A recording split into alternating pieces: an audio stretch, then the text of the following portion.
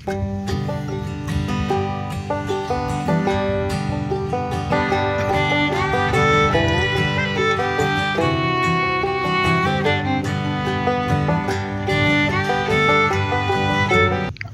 warahmatullahi wabarakatuh. Kembali lagi ke channel saya, Entok Medan Channel. Halo, apa kabar sahabat peternak entok seluruh Indonesia? Apa kabar semuanya? Agar channel ini semakin maju dan berkembang, jangan lupa di like, komen, dan subscribe video ini.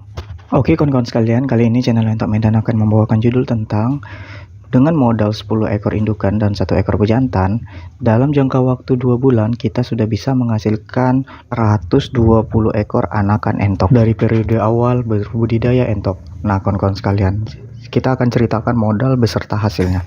Nah untuk saat ini indukan entok itu di area Medan, khususnya di Medan Binjai itu masih ikut pasaran ya kawan-kawan sekalian. Itu paling standarnya 70.000, agak mahal sedikit, paling-paling itu di harga Rp80.000. Nah untuk kawan-kawan sekalian, pandai-pandailah dalam menego ataupun mencari harga yang jauh lebih murah di antara itu.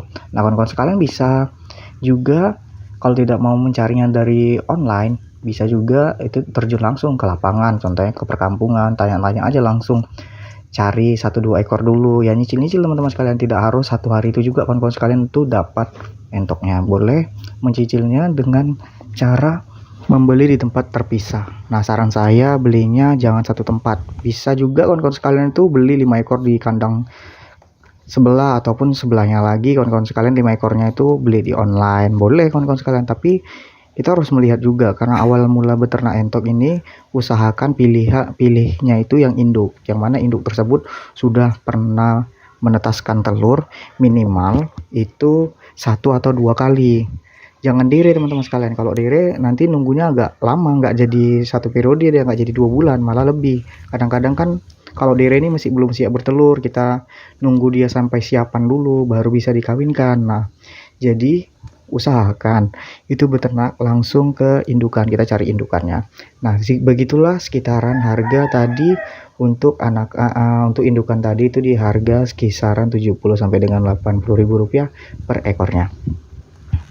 Nah kita langsung masuk ke harga pejantan. Nah saran saya, karena ini kan memang benar-benar sudah indukan, alangkah baiknya teman-teman sekalian itu benar-benar memilih pejantannya. Nah pejantan untuk di area Medan itu kalau basor muda berkisaran 140. Nah kalau basor sudah tua itu berkisar di harga 150. Itu yang biasa kan kalian. Tapi kalau kita cari yang bagus ya harganya cukup lumayan, itu di harga 180 sampai dengan Rp200.000 per ekornya. Tapi memang kualitas menentukan, harga itu menentukan kualitas kawan-kawan sekalian. Jadi saran saya beli aja yang agak mahal, tapi memang dia sudah umurnya sudah mapan, terus daya kawinnya bagus, birahinya baik. Jadi nanti kefertilan telur entok kita pada saat kita kawinkan dia akan baik pula. Nah maka bisa fertil telurnya, bisa dibuahi dengan baik oleh pejantan yang umurnya sudah cukup, tidak terlalu tua dan tidak terlalu muda juga. Nah pilihlah jantan yang di usia 1 tahun lebih. Nah itu saran saya, jangan yang di 8 bulan, 9 bulan, 10 bulan itu masih belum layak untuk dibudidayakan. Nah kawan-kawan sekalian, begitulah harga dari indukan dan juga pejantan. Jadi total-total aja lah, kita ambil indukan yang harga termahal saja, kita ambil di harga Rp80.000, dan pejantan yang termahal aja kita buat sehingga bagus pula nanti hasilnya. Nah kita ambil tuh di harga Rp200.000. Jadi modal awal kita itu sudah berkisaran Rp1.000.000. Jadi Rp80.000 dikali 10 ekor indukan, Rp800.000 ditambah pejantan di harga Rp200.000, itu sudah habis berkisaran Rp1.000.000. Nah untuk kawan-kawan sekalian, ini kan kita beternak masih skala kecil-kecilan, jadi manfaatkanlah belakang rumah Anda ya kan, manfaatkanlah perkarangan rumah. Jadi masih bisa kita manfaatkan tanpa membuat kandang yang ribet. Nah jadi kandang kita bisa kita buat saja dengan pagar jaring. Banyak tuh dijual kawan-kawan sekalian, harga kiloan, murah-murah kok, pagar-pagar bekas, apa jaring-jaring bekas itu untuk pagar. Nah, itu aja dibeli teman-teman. Jadi entok kita tidak terlalu liar ke halaman-halaman rumah tetangga kita. Tapi kalau memang kawan-kawan sekalian itu tinggalnya masih di daerah perdesaan, yang mana hewan-hewan ini masih bebas berkeliaran semaunya, jadi tidak ada timbul komplain, itu boleh kawan-kawan sekalian tuh dilepas.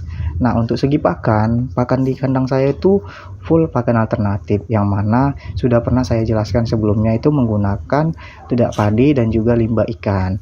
Nah, limbah ikan lele boleh kawan-kawan sekalian, jadi itu saya rebus dahulu baru saya campurkan. Nah, untuk kawan-kawan sekalian yang belum pernah melihat video saya, boleh sepil-sepil video sebelumnya. Di situ saya sudah menjelaskan bagaimana pencampurannya, pembuatannya, pemasakannya, sampai pemberian pakan menggunakan pakan alternatif yang sudah saya gunakan tersebut. Nah, untuk teman-teman sekalian juga bisa membuat edukasi ataupun membuat eksperimen lagi yang baru dengan menggunakan, ataupun teman-teman sekalian rumahnya dekat pasar, pajak kalau di Medan, nah itu boleh kumpuli sayur-sayur bekas, sayur-sayur yang sudah tak digunakan di area pajak, diminta lah kawan-kawan sekalian, ataupun kontrak, boleh dikontrak per bulannya berapa nih kalau saya ambil semuanya gitu kan, jadi lebih murah teman-teman sekalian, namanya sayur bekas berapa lah harganya.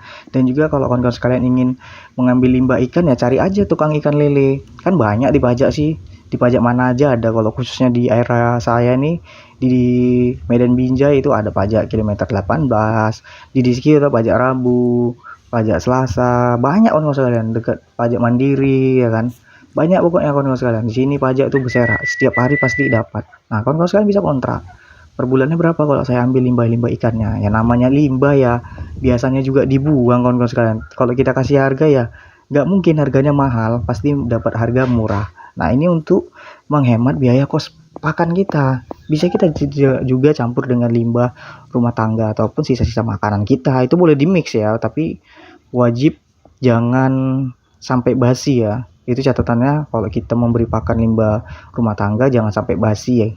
Ataupun kalau memang sudah kurang layak, dia cuci dulu, boleh dicuci sampai bersih dulu, baru kita campurkan dengan dedak beserta limbah ikan tadi.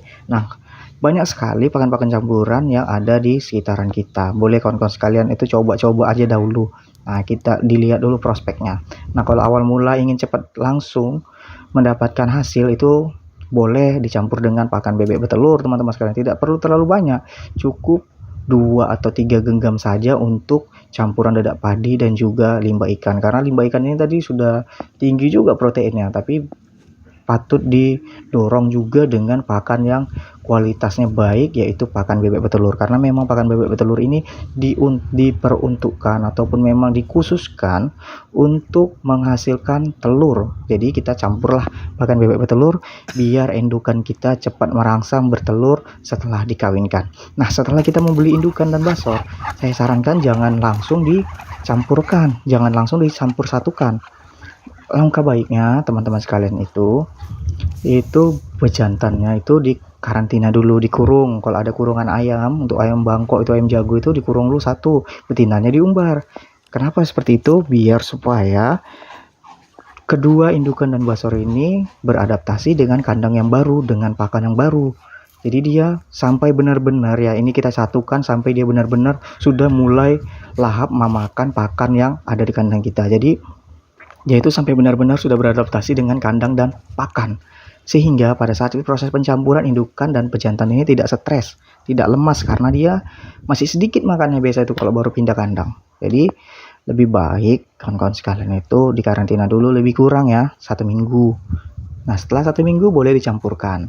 Nah, ini bisa terjadi proses perkawinan itu lebih kurang 2 mingguan teman-teman sekalian. Jadi 2 minggu itu proses perkawinan, terus bahkan bisa mencapai 3 minggu. Nah, proses bertelur lagi teman-teman sekalian. Jadi kita dalam proses perkawinan dan bertelur ini itu harus benar-benar sabar teman-teman sekalian. Nah, tempat petarangan telur juga wajib 10 tempat, boleh lebih, jangan kurang teman-teman sekalian, sesuai.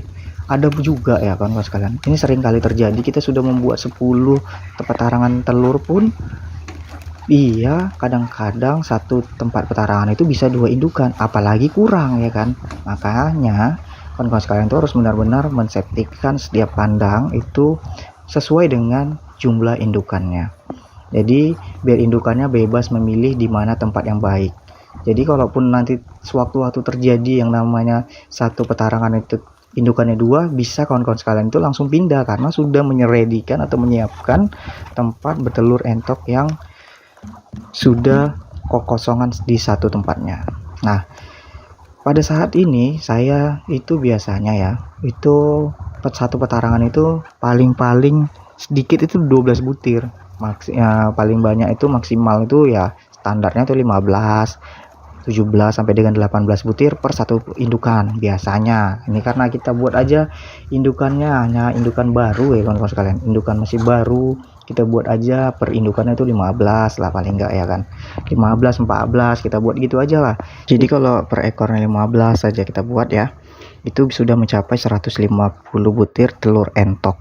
Nah estimasinya itu bertelur atau mengeramnya itu bisa mencapai 30 harian lebih, bisa cepat tergantung cuaca ya. Kalau dia panas biasanya itu 3-4 hari lebih cepat, tapi kalau musim hujan itu bisa agak terlambat sedikit menetasnya, bisa juga kompak, bisa juga enggak kawan-kawan sekalian, karena kan bertelurnya di hari yang berbeda. Nah jadi kita buat aja tidak menetas semuanya lah per indukannya ini. Jika mengeram tidak menetas semua, paling estimasi sedikit-sedikitnya itu ada yang 13, ada yang 12, ada yang 11 gitu.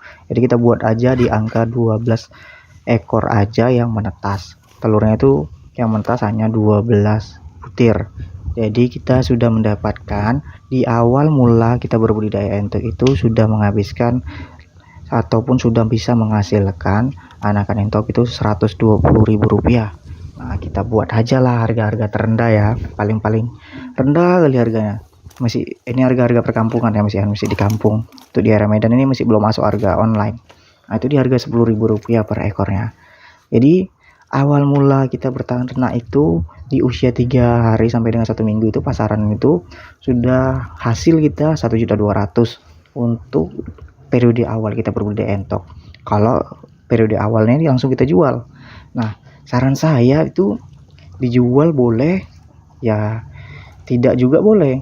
Jadi bisa kita besarkan untuk kita kembang biakkan lagi. Jadi populasi awal kita itu dalam 2 bulan itu sudah mencapai ya 120, ditambah indukan kita 10 ya kan, sudah 130, tambah basor 1 sudah 131 populasi kita. Jadi sebenarnya gampang berbudidaya entok ini, tapi ya yang namanya kita tidak jual langsung, pastilah modal dari pakan ini pasti akan bertambah. Jadi kita harus sabar dulu lah, keluar kocek dulu dari kantong, atau juga bisa kawan-kawan sekalian itu jual separuhnya dibesarkan. Contoh 120 kan, jual dulu 60 ekor. Untuk apa? Untuk beli pakan, jangan untuk langsung kita beli, kita nikmati untuk hasil dari peternakan ya. Jangan kawan-kawan sekalian, kita beli pakan tuh nomor 1000-nya harus benar-benar kita stok pakan itu semuanya. Jadi beli untuk membesarkan anakan entok tadi yang 60 ekor sisanya itu bisa tidak keluar lagi dari kantong kita. Jadi untuk bisa kita hemat-hemat lah dalam pembesarannya. Nanti kan indukannya bakalan bertelur lagi dalam jangka waktu 2 bulan lagi, pasti dia bertelur lagi kan kawan-kawan sekalian. Nah di situ bisa teman-teman sekalian bisa jual kembali semuanya untuk nikmati hasilnya dalam berbudidaya entok. Tapi kalau untuk di saya biasanya tuh saya besarkan dulu pejantan tuh beberapa ekor. Contohnya biasa itu saya besarkan pejantan 30 ekor aja, nggak sampai banyak biar nggak berat kali lah dalam proses pemberian pakannya. Nah besarkan aja selama 6 bulan. Kalau mau dijual per ekor ya 6 bulan tuh, ataupun untuk jual per kilo, nah itu 4 bulan bongkar, 3 bulan bongkar, jual per kilo. Tapi saya sayang, menurut saya kalau jualnya itu per kilo lebih bagus per ekor. Jadi ada langsung angkanya, misalnya Rp150.000 per ekor. Nah saya juga kan pakannya pula alternatif, jadi tidak terlalu memikirkan sekali namanya juga biaya pakan. Yang menurut saya berbudidaya entok ini masih menguntungkan, karena juga saya udah cukup lama ya dalam beternak entok ini. YouTube saya juga sudah cukup lama ya, hampir 5 tahunan juga. Nah jadi untuk teman-teman sekalian yang ingin berbudidaya entok ataupun kesulitan dalam proses pemasaran, khususnya di entok lokal, pemanenan anakannya itu susah, dan hubungan aja nanti nomor WhatsApp saya ataupun komen, "Bang, saya mau jual anakan entok nih dengan harga yang kita sepakati, yang mana saya dapat untung, kawan-kawan juga sekalian tidak rugi. Jadi saya dapat untung sedikit saja pun jadi teman-teman sekalian. Yang penting kita saling bantu, saling bahu-membahu dalam membangun pasar, khususnya di area Medan Binjai. Boleh juga ke keluar kota, tapi harus benar-benar saling mempercayai dan saling amanah teman-teman sekalian. Oke, saya rasa paham dari penjelasan saya kali ini tentang berbudidaya entok. Assalamualaikum warahmatullahi wabarakatuh.